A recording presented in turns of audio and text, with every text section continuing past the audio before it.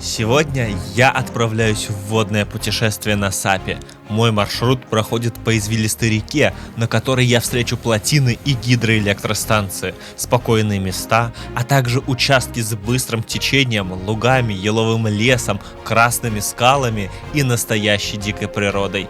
Это будет невероятное приключение, которое начинается от Сиверской ГЭС и пройдет по изгибам живописной реки Оридиш, на которой куча всего интересного и невероятного.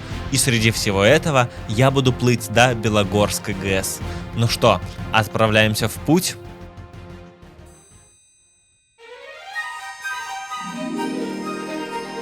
Итак, приключения начинаются. Я и еще небольшая группа любителей путешествий спускаемся к воде у Сиверской ГЭС. Тут, в относительно спокойной заводе, происходит небольшая подготовка к предстоящему заплыву. И вот, когда все приноровились и готовы двигаться навстречу невероятным открытиям, медленно, спускаясь по течению реки, мы, не торопясь, выдвигаемся вперед, навстречу к увлекательным похождениям, точнее, в общем, сплаву по реке.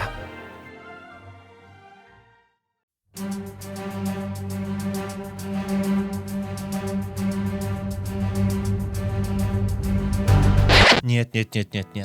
Этот заплыв был не в духе «Пиратов Карибского моря». Нет. А скорее как-то так.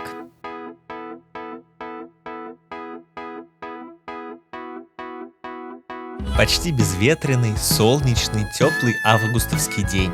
Солнце немного припекает сверху, но не так, чтобы за следующие 2 часа сгореть или перегреться, но и не так, чтобы за это время замерзнуть на воде. Река не очень быстро, но и не медленно течет с запада на восток, а иногда и на юг, и на север, так как очень извилистая. И вот по ней наша небольшая экспедиция движется вниз по течению.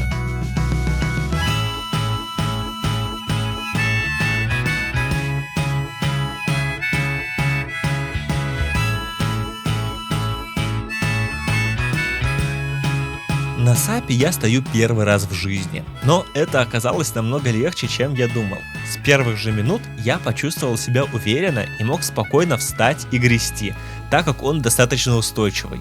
К тому же в этом месте река не имеет бурного течения и частых препятствий, так что для первого раза, да и не только первого, это идеальный маршрут.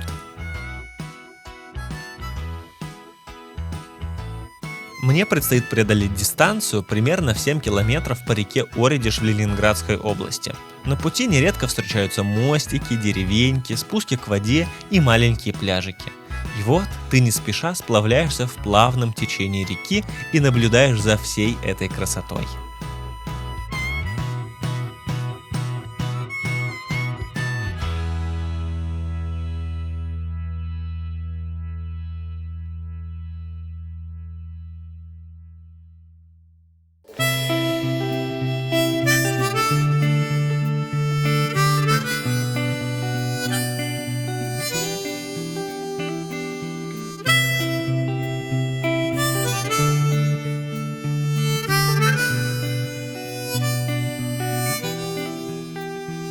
Иногда берег становится совсем заросшим, и к нему можно подплыть, только преодолев заросли камышей. В этих местах я плыву почти по центру, а мой трек движения почти с точностью совпадает с руслом реки. Река по большей части не сильно глубокая, и во многих местах можно спокойно достать до дна, так, чтобы голова не погружалась полностью. Но, конечно, не все участки такие. Но есть тут кое-что красивое и необычное. Обнажение Дивонских красных песков, которые мне напоминают скалы Большого Гранд-Каньона в Штатах. Высота краснопесчаных обнажений обычно от 2 до 8 метров, а длина от 15 до 55. И они задают очень необычную атмосферу, особенно когда плывешь по реке. Так как это выход мягких пород, то тут много гротов и пещер. И когда тут плывешь, совершенно забываешь, что ты под Петербургом, потому что это не очень похоже на природу Ленобласти, а скорее на что-то южное, и даже не в Европе, а где-то на Востоке или в Америке. Так что заплыв по этим местам обязательно запомнится, а поездка сюда надолго останется в памяти как приятный и удивительный момент жизни.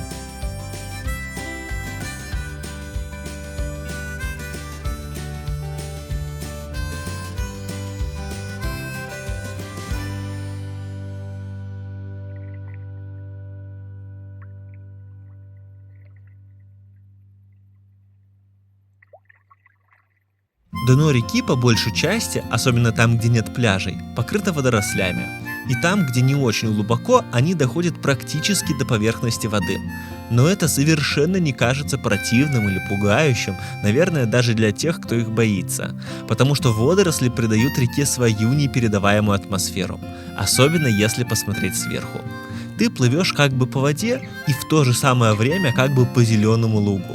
В общем, мне это понравилось. Я, конечно, не любитель заплывать в водоросли, но тут они никак не портили мой заплыв, а скорее даже наоборот, создавали еще большую атмосферу того, что я не где-то недалеко от дома, а далеко-далеко, на другом краю земли.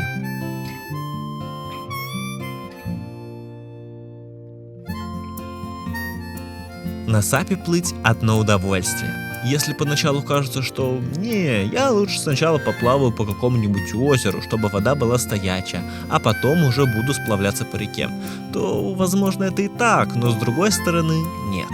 Потому что тут течение не сильно быстрое, и ты можешь просто сидеть или лежать на своей доске и только лишь изредка подруливать веслом, а вода тебя будет сама по течению нести вперед.